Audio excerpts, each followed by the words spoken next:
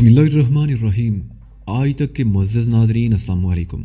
अब किस्त 72 मुलाहिज़ा फरमाएं।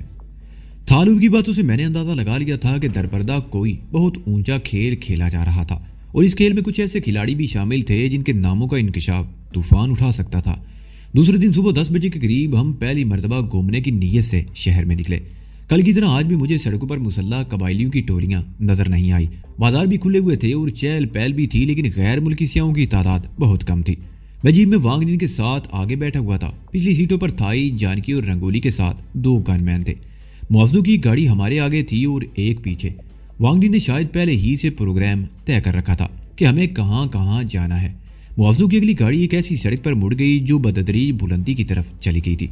ये तकरीबन 500 फुट ऊंची पहाड़ी थी जो ऊपर से बिल्कुल हमवार थी और यहाँ बहुत खूबसूरत 2-3 रेस्टोरेंट्स बने हुए थे जिनके सामने खुली जगह थी और चट्टान के किनारे पर आहिनी पाइपों का हिफाजती जंगला लगा हुआ था और उससे आगे उमूदी ढुलान थी।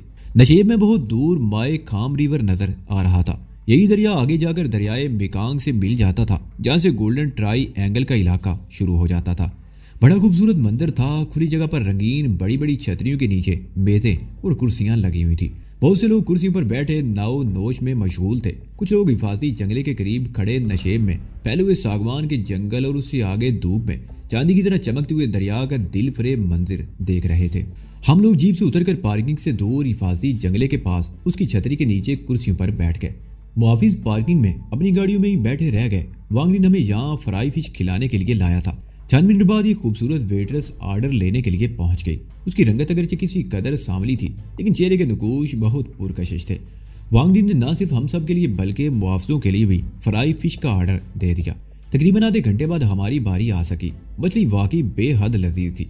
मैंने थाई की तरफ देखा। मछली का आखिरी टुकड़ा उसके मुंह में था और उसके चेहरे पर अजीब से तासरात उभर आए और आंखों में वहशत सी भर गई थी। क्या हुआ? मैंने पूछा। मैं समझा शायद उसके हल्क में कांटा अटक गया हो। वो उस तरफ। थाई ने एक तरफ इशारा की। उसकी आवाज सरगोशी से ज्यादा ऊंची नहीं थी। वांग साई सुर्ख शर्ट वाला रेलिंग के साथ टेक लगाए खड़ा है। मैंने गर्दन घुमाकर थाई की बताई हुई समत में देखा। हमसे तकरीबन 50 गज दूर हिफाजती रेलिंग के आखिरी सिरे पर एक शख्स खड़ा नशेब की तरफ देख रहा था। मुदराज का मत सेहतमंद आदमी था। उसने सुर्ख शर्ट और सफेद पैंट पहन रखी थी। सर पर गोल्फ कैप थी। उसका चेहरा मुझे साइड से नजर आ रहा था, लेकिन मैंने उसे पहचान लिया। चियांग राय में भी यही हमारी निगरानी कर रहा था और जब हम रवाना हुए तो हमारी जीप का ताकुब भी इसी ने किया था।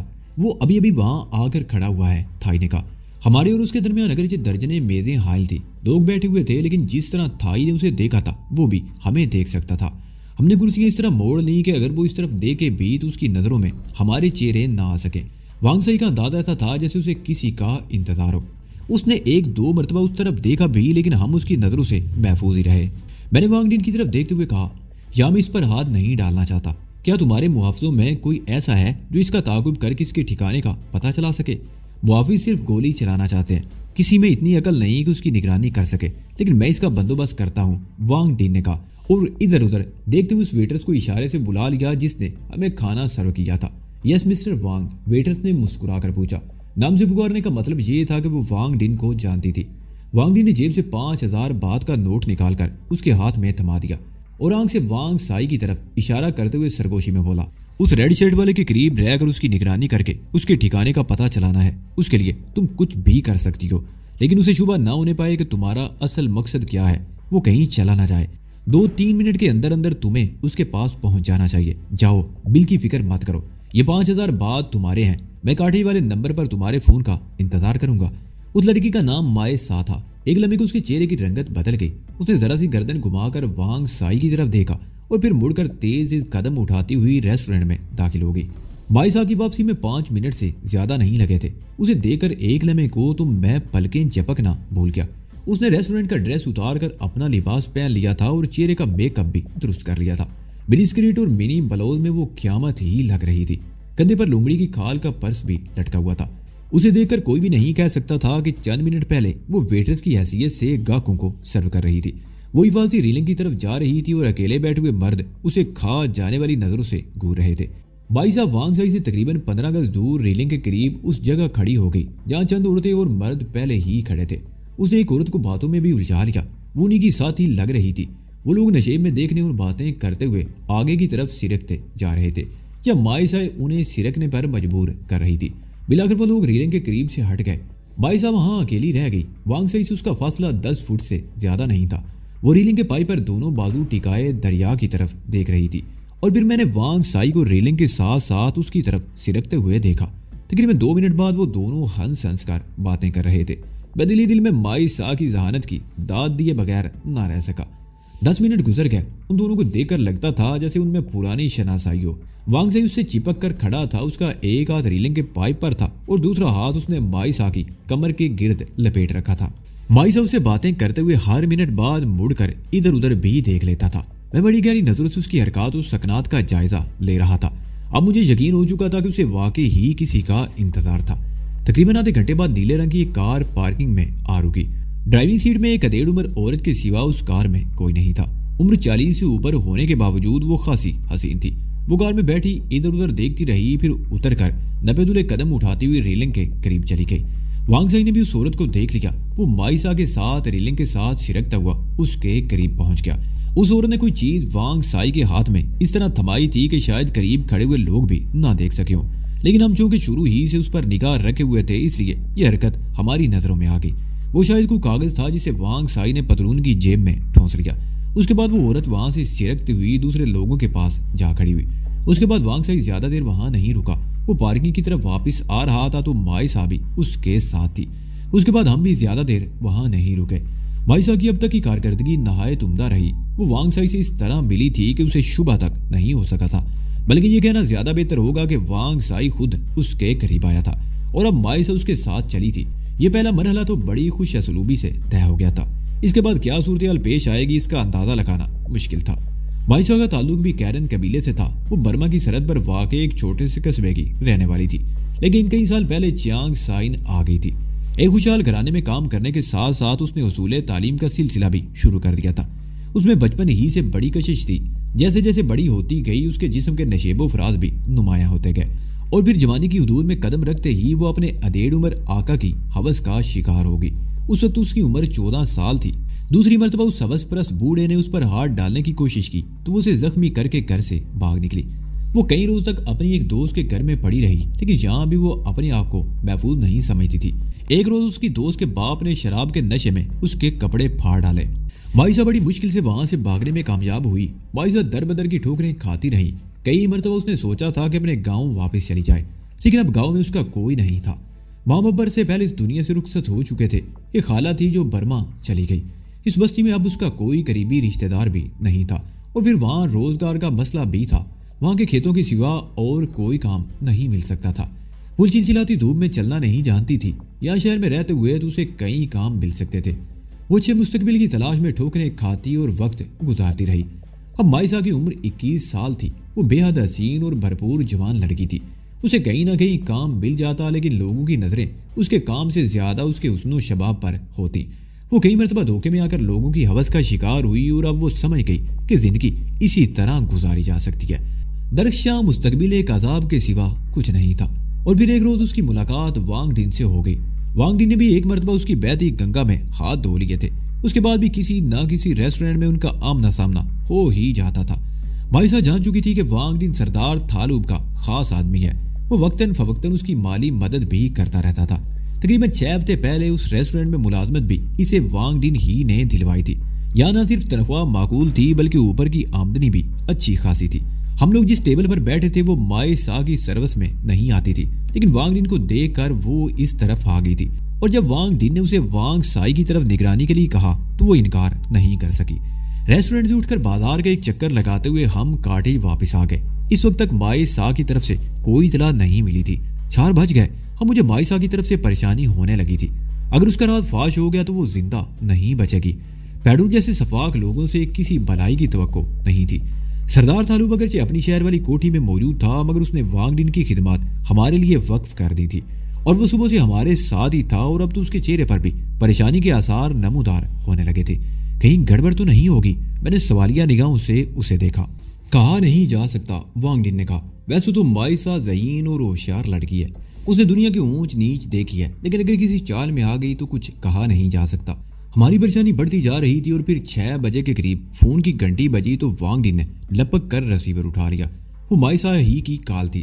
وانگ ڈی نے اس کی آواز سنتے ہی ٹیلی فون کا ساؤنڈ سسٹم والا بٹن بھی دبا دیا تھا۔ اس طرح دوسری طرف سے بات کرنے والی کی آواز کمرے میں موجود دوسرے لوگ بھی سن سکتے تھے۔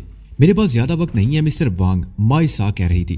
وانگ سائن شراب لینے کے لیے باہر گیا ہے اور میں موقع پا کر تمہیں فون کر رہی ہوں۔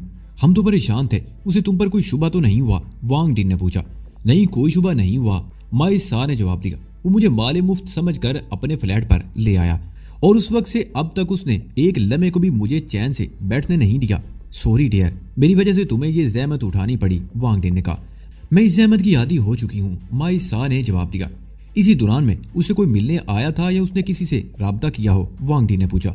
یعنی کہ تھوڑی دیر بعد اس نے کسی کو فون کیا تھا اور اس کے 1 گھنٹے بعد ایک آدمی آیا تھا۔ وانگ سائی نے اسے ایک کاغذ دیا تھا اور یہ کاغذ وانگ سائی کو ایک عورت نے بڑی رازداری سے اس وقت دیا تھا جب ہم ریسٹورنٹ کے سامنے ریلنگ کے قریب کھڑے تھے۔ ہم نے دیکھ لیا تھا، وانگ ڈی نے جواب دیا۔ اس آدمی کے پاس یہاں کوئی نہیں آیا، البتہ ایک فون آیا تھا اور وانگ سائی نے فون کرنے والے کو مسٹر دارا کہہ کر مخاطب کیا تھا۔ وہ فون پر سرگوشیوں میں باتیں کرتا رہا تھا، اس لیے میں مزید کچھ نہیں سن سکی۔ اس وقت وہ شراب لینے کے لیے باہر گیا ہے اور لگتا ہے اس کے بعد رات بھر اس کا گھر سے نکلنے کا کوئی ارادہ نہیں ہے اور نہ ہی وہ مجھے کہیں جانے کی اجازت دے گا۔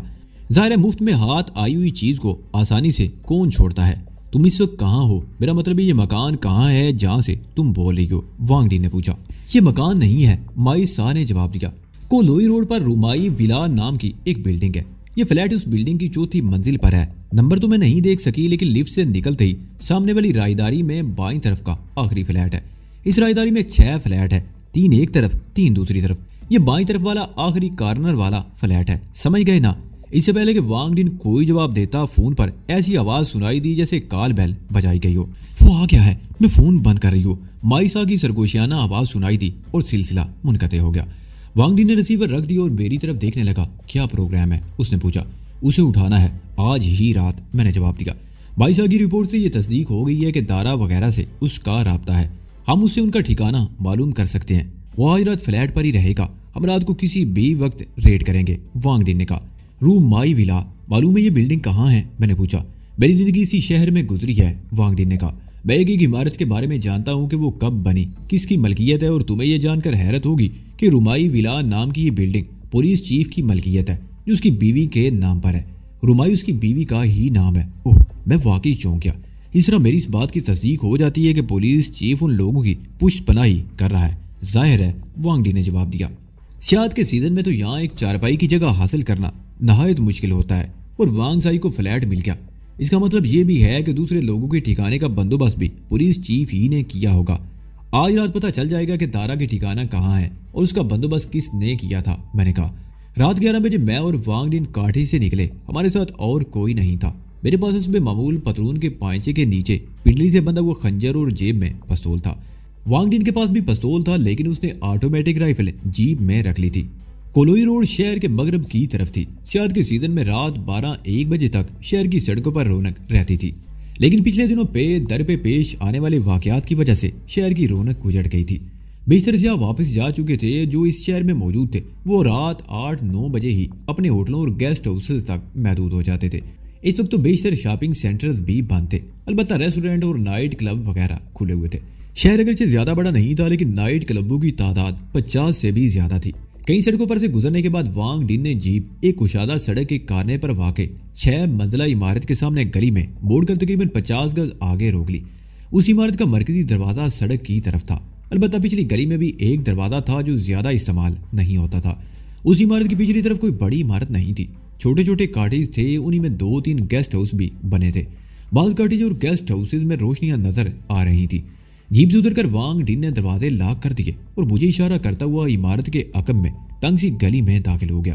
عمارت کے سامنے والے دروازے پر چوکیدار موجود تھا، اس لیے اس طرف سے جانا مناسب نہیں سمجھا گیا۔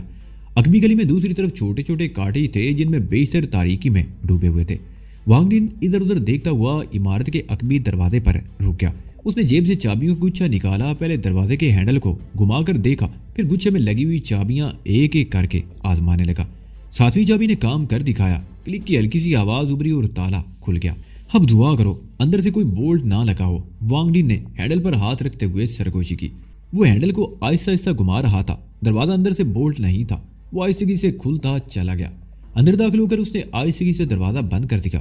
یہ ایک تنگ سی راہداری تھی جس کے آخری سرے پر بلب روشن تھا۔ وہاں سے یہ راہداری بائیں سمت لابی کی طرف مڑ گئی تھی۔ اس طرف لفٹ بھی تھی اور اوپر جانے کے لیے کشادہ زینہ بھی، لیکن ایک تنگ سا زینہ اس راہداری میں اس دروازے سے ذرا ہی آگے تھا جس سے ہم اندر داخل ہوئے تھے۔ ہم دبے قدموں سیڑھیاں چڑھتے چلے گئے اور چوتھی منزل پر پہنچ کر دم لینے کو ذرا رک گئے اور پھر اس راہداری میں مڑ گئے جس میں لفٹ لگی تھی۔ اس لفٹ کے آگے اس عمارت میں رہائش پذیر عام لوگوں کی آمد و رفت کے لیے کشادہ زینہ بھی تھا۔ ہم لفٹ کے قریب پہنچے ہی تھے کہ کھٹ سے لفٹ کا دروازہ کھل گیا اور ایک عورت اور ایک مرد باہر نکلے۔ وہ دونوں غیر ملکی سیاح تھے، غالباً کسی ہوٹل یا نائٹ کلب سے واپس آئے تھے۔ ہم انہیں لفٹ سے برآمد ہوتے دیکھ کر ٹھٹک گئے تھے اور وہ ہمیں دیکھ کر چونک سے گئے تھے۔ ہیلو، میں اس عورت کی طرف دیکھ کر مسکرا دیا۔ ہیلو، وہ عورت بھی مسکرا دی۔ دروازہ بند ہو چکا تھا اور لفٹ نیچے جا رہی تھی۔ اس عورت کی عمر 30 اور 35 کے درمیان رہی ہوگی، جبکہ اس کا ساتھی 40 کے لگ بھگ تھا۔ وہ دونوں اس راہداری میں چلتے ہوئے دائیں طرف دوسرے دروازے کے سامنے رک گئے۔ عورت نے اپنے بیگ میں سے چابی نکال کر دروازہ کھولا اور دونوں اندر داخل ہو گئے۔ دروازہ بند کرتے ہوئے اس عورت نے ایک بار پھر مسکرا کر ہماری طرف دیکھا تھا۔ میں اور وانگ ڈن آگے بڑھتے رہے۔ بائیں طرف آخری دروازے کے سامنے پہنچ کر ہم رک گئے۔ راہداری کے اختتام کے سامنے کا حصہ کھلا ہوا تھا۔ وہاں 3 فٹ اونچی منڈیر تھی۔ اس کھلی جگہ سے باہر دور تک کا منظر دیکھا جا سکتا تھا۔ تاریکی میں کہیں کہیں چمکتی ہوئی روشنیاں بہت بلی لگ رہی تھی۔ وانگ ڈن نے پستول نکال کر ہاتھ میں پکڑ دیا۔ اندر بجنے والی بیل کی آواز ایسی تھی جیسے چڑیا چہچہا رہی ہو۔ 2 مرتبہ گھنٹی بجانے کے بعد اندر سے ایک مردانہ آواز سنائی دی۔ کون ہے؟ میں نے اونٹوں پر انگلی رکھ کر وانگ ڈن کو خاموش رہنے کا اشارہ کیا اور دروازے کی طرف رخ کر کے سرگوشیانہ لہجے میں بولا، میں ہوں چیف ہانگ، دروازہ کھولو وانگ سائی۔ میں نے چیف ہانگ کے لہجے کی نقل اتارنے کی بھرپور کوشش کی اور اس میں کامیاب بھی رہا تھا، کیونکہ دوسرے لمحے اندر سے بولٹ ہٹائے جانے کی آواز سنائی دی اور پھر دروازہ کھل گیا۔ چیف ہانگ، تم اس وائس آئی میرا چہرہ دیکھ کر جملہ مکمل نہیں کر سکا۔ اس کا چہرہ دھواں ہو گیا اور اس نے بڑی پھرتی سے دروازہ بند کرنے کی کوشش کی تھی، لیکن میں نے کندھے سے دروازے کو زوردار دھکا دیا اور اندر داخل ہوتے ہی اس کے جبڑے پر زوردار گھونسا رسید کر دیا۔ وانگ زی لڑکھڑا کر پیچھے ہٹ گیا۔ اس کے منہ سے کرا خارج ہو گئی۔ وانگ ڈی نے اندر داخل ہو کر دروازہ بند کر دیا۔ وانگ زی جسم کے نچلے حصے پر چادر لپیٹے ہوئے تھا۔ اس کے منہ سے شراب کی بو کے ببکے اٹھ رہے تھے۔ مجھے اندازہ لگانے میں دشواری پیش نہیں آئی کہ وہ کیا کر رہا ہوگا۔ ہمیں دیکھ کر وہ تھر تھر کانپنے لگا۔ میں نے پہلے گھنسے سے باور کروا دیا تھا کہ اس کے ساتھ کسی قسم کی رعایت نہیں برتی جائے گی۔ لڑکی کہاں ہے؟ میں نے آگے بڑھتے ہوئے پوچھا۔ اس کمرے میں، وہ اشارہ کرتے ہوئے اکلایا۔ میں نے اس کے ساتھ کوئی زبردستی نہیں کی، وہ اپنی مرضی سے آئی تھی۔ چلو تم بھی اسی طرف چلو، میں نے اسے دھکا دیا۔ جب ہم دوسرے کمرے میں داخل ہوئے تو مائسا کپڑے پہن رہی تھی۔ کال بیل کی آواز سے وہ سمجھ گئی تھی کہ اس وقت کون ہو سکتا ہے۔ وانگ زی کے کمرے سے نکلتے ہی اس نے کپڑے پہننا شروع کر دیے تھے۔ وانگ زی کے کپڑے بھی ایک کرسی پر پڑے تھے۔ اس کرسی پر اس کا بغلی ہولسٹر بھی ٹنگا ہوا تھا جس سے پستول کا دستہ جھانک رہا تھا۔ وانگ زی نے کنکھیوں سے میری طرف دیکھا اور کرسی کی طرف چھلانگ لگا دی، لیکن اسے اپنے مقصد میں کامیابی نہیں ہوئی۔ وانگ ڈن مجھ سے پہلے ہی حرکت میں آ گیا تھا۔ اس کے ہاتھ میں اگرچہ پستول بھی موجود تھا، لیکن اس نے گولی چلانے کی بجائے اپنی ٹانگ کو حرکت دی تھی۔ اس کے پیر کی ٹھوکر وانگ سائی کی پنڈلی پر لگی اور وہ چیختا ہوا دائیں طرف پڑی ہوئی کرسی پر گر گیا۔ اس کا منہ کرسی کے پائے پر لگا اور ہونٹوں سے خون بہہ نکلا۔ وانگ ڈن نے آگے بڑھ کر اسے ٹھوکروں پر رکھ لیا۔ وانگ سائی کے جسم پر لپٹی ہوئی چادر اتر گئی۔ وہ کمرے میں لوٹ رہا تھا۔ ہر ٹھوکر پر وہ بل بلا اٹھتا۔ مائسا کا چہرہ دھواں ہو گیا۔ وہ اپنے دوسرے کپڑے اٹھا کر ساتھ والے کمرے میں چلی گئی۔ میں سچ کہتا ہوں، میں اس لڑکی کو زبردستی یہاں نہیں لایا تھا۔ وہ خود، اس لڑکی کو ہم نے تمہارے ساتھ بھیجا تھا۔ میں نے اس کی بات کاٹ دی۔ جب تم پہاڑی والی اس ریسٹورنٹ میں آئے تھے تو ہم بھی وہاں موجود تھے اور اس لڑکی کو ہم نے تمہارے پیچھے لگایا تھا تاکہ تمہارا ٹھکانہ معلوم کیا جا سکے۔ شام کو جب تم شراب لینے گئے تھے تو مائسا نے فون پر ہمیں اس فلیٹ کا پتہ سمجھا دیا تھا، اس لیے ہم بڑی آسانی سے یہاں پہنچ گئے۔ لیکن اب تم یہ مت کہنا کہ مجھے نہیں جانتے اور یہ کہ اس وقت تمہارے پاس زیادہ رقم نہیں وغیرہ وغیرہ۔ اگر مجھے کچھ ہو گیا تو پیڈرو تمہیں زندہ نہیں چھوڑے گا، وانگ سائی نے کہا۔ بلڈنگ کے چوکیدار نے تم لوگوں کو یہاں آتے ہوئے ضرور دیکھا ہوگا۔ وہ چوکیدار کے فرشتوں کو بھی معلوم نہیں کہ ہم اس وقت یہاں موجود ہیں۔ میں نے کہا تم 5 منٹ کے اندر اندر کپڑے پہنو تو پھر ہم یہاں سے چلیں۔ یہاں تو گھٹن ہو رہی ہے، شراب کی بو پھیلی ہوئی ہے، دم گھٹا جا رہا ہے۔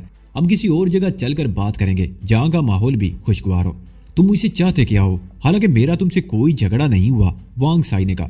تمہاری وجہ سے صرف 2 دن پہلے ہمارے 5 آدمیوں کو نہایت بے رحمی سے موت کے گھاٹ اتار دیا گیا تھا، اور تم پوچھتے ہو کہ ہم تم سے کیا چاہتے ہیں؟ وانگ ڈن نے کہا۔ میں نے کچھ نہیں کیا، وانگ سائی بولا۔ وہ ایک بار پھر کانپنے لگا۔ میں نے آگے بڑھ کر اس کے چہرے اور سینے پر 3-4 گھونسے رسید کر دیے۔ تم چانگ رائے میں تھائی اور پرساد کی نگرانی کرتے رہے ہو۔ تم ہی نے دارا کو ان کی روانگی کی اطلاع دی تھی اور تم ہی نے ہائی وے پر گات لگائے بیٹھے دارا اور اس کے ساتھیوں کو بتایا تھا کہ تھائی وغیرہ پچھلی گاڑی میں آ رہے ہیں. تمہاری وجہ سے 5 آدمی پلک چپکنے کی دیر میں چلنی ہو گئے اور تم کہتی ہو کہ تم نے کیا یہ غلط ہے. وہ اکلایا. میں نے چانگ رائے میں تھائی کو دیکھا ضرور تھا لیکن اس کی نگرانی نہیں کی تھی, نہ ہی کسی کو ان کے بارے میں اطلاع دی تھی. اگر ان کے ساتھ یہ حادثہ پیش آیا تو اس میں میرا کوئی قصور نہیں. میں نے اس کے چہرے پر ایک زوردار گھونسا اور رسید کر دیا. وہ بیل بلا اٹھا. اس نے جب خون تھوکا تو اس میں اس کا ایک دانت بھی موجود تھا. تھائی زندہ ہے. میں نے اس کے چہرے پر نظریں جماتے ہوئے کہا. اس نے چانگ رائے میں تمہاری سرگرمیاں نوٹ کی تھی اور جب وہ لوگ چانگ سائی کے لیے روانہ ہوئے تو تم نے نہ صرف فون پر دارا کو ان کے بارے میں بتا دیا بلکہ ان کا تعاقب بھی کیا اور پھر آگے نکل کر دارا وغیرہ کو بتا دیا جو سڑک پر گات لگائے بیٹھ گئے تھے. تھائی زندہ ہے. وانگ سائی کا چہرہ اس طرح سفید پڑ گیا جیسے سارا خون دوچڑ گیا ہو. ہاں تھائی زندہ ہے اور اس نے حملہ آوروں میں دارا کو پہچان بھی لیا تھا. میں نے کہا دارا اور اس کے ساتھ ہی روپوش ہیں. اتفاق سے آج تم نظر آ گئے. اب تم بتاؤ گے کہ دارا کہاں چھپا ہوا ہے اور ابھی تم سے یہ بھی پوچھنا ہے کہ وہ عورت کون تھی جس نے تمہیں ایک کاغذ دیا تھا اور وہ کاغذ تم نے کہاں پہنچایا ہے. لیکن یہ باتیں یہاں نہیں ہوں گی. کپڑے پہن لو. اب میں تمہیں صرف 3 منٹ دے سکتا ہوں. میں نے یہ کہتے ہوئے کرسی پر ٹنگے اس کے بغلی ہولسٹر سے پستول کھینچ لیا. کپڑے پہنتے ہوئے بھی وہ کانپ رہا تھا. میں نے اسے دھکا دیتے ہوئے کمرے سے باہر نکالا. بائسا باہر والے کمرے میں موجود تھی. وہ اپنے آپ پر قابو پا چکی تھی اور اب اس کے ہونٹوں پر خفیف سی مسکراہٹ تھی. وانگ ڈن نے بھی سائی کو پستول کی زد پر لے رکھا تھا. میں نے باہر کا دروازہ کھول کر راہداری میں جھانکا اور پھر باہر نکل آیا. راہداری سنسان تھی. میں آگے تھا. میرے پیچھے وانگ سائی اور وانگ ڈن تھے. وانگ ڈن نے پستول کی نال وانگ سائی کی کمر سے لگا رکھی تھی. بائسا سب سے پیچھے تھی. میں چاندی قدم آگے بڑھا تھا کہ سامنے والی رو میں دوسرے فلیٹ کا دروازہ چند انچ کے قریب کھلا. وہی یورپین عورت جھانک رہی تھی جسے میں نے ایک دوسرے آدمی کے ساتھ لفٹ سے اترتے ہوئے دیکھا تھا. وہ مجھے دیکھ کر مسکرا دی لیکن میرے پیچھے وانگ سائی پر نظر پڑتے ہی اس کے چہرے پر خوف اور آنکھوں میں وحشت سی ابھر آئی. اس نے پھر میری طرف دیکھا. میں نے اپنے ہونٹوں پر انگلی رکھ دی. اس نے جلدی سے دروازہ بند کر دیا. مجھے اندازہ لگانے میں دشواری پیش نہیں آئی کہ وہ تجسس پسند عورت تھی اور جب سے ہم وانگ سائی کے فلیٹ میں داخل ہوئے تھے غالباً اسی وقت سے وہ اپنے فلیٹ کے دروازے میں کھڑی تھی. ہم وانگ سائی کو عمارت کے عقبی دروازے سے باہر لے آئے اور پھر گلی کے موڑ پر کھڑی جیپ تک پہنچنے میں بھی ہمیں کوئی دشواری پیش نہیں آئی. وانگ سائی کو جیپ کی پچھلی سیٹ پر بٹھا دیا گیا. اس کے ساتھ والی سیٹ پر مائی سا اور میں بیٹھ گئے جبکہ وانگ ڈن نے ڈرائیونگ سنبھال لی. جیپ کولائی روڈ سے ہوتی ہوئی سام لان روڈ پر مڑ گئی. اس وقت رات کے 12:30 بج رہے تھے. اس سڑک پر ایک نائٹ کلب سے کچھ لوگ نکل رہے تھے. وانگ سائی نے اچانک ہی اچھل کر مائسا کو گرفت میں لینے کی کوشش کرتے ہوئے چیخنا شروع کر دیا. میں نے ایک لمحہ ضائع کیے بغیر اس کے پیر پر گولی چلا دی. مائسا بھی چیخ اٹھی. بہرحال وہ وانگ سائی کی گرفت سے نکل گئی. میں نے وانگ سائی کو سیٹ پر گرا لیا اور پستول کے دستے سے اس کے چہرے, سر اور سینے پر ضربے لگانے لگا. وہ بری طرح چیخ رہا تھا. میں نے پستول کی نال اس کے سینے پر رکھ دی. اب اگر تمہارے منہ سے آواز نکلی تو پستول کی ساری گولیاں تمہارے سینے میں اتار دوں گا. میرے حلق سے بیڑیے جیسی گھرراہٹ نکلی.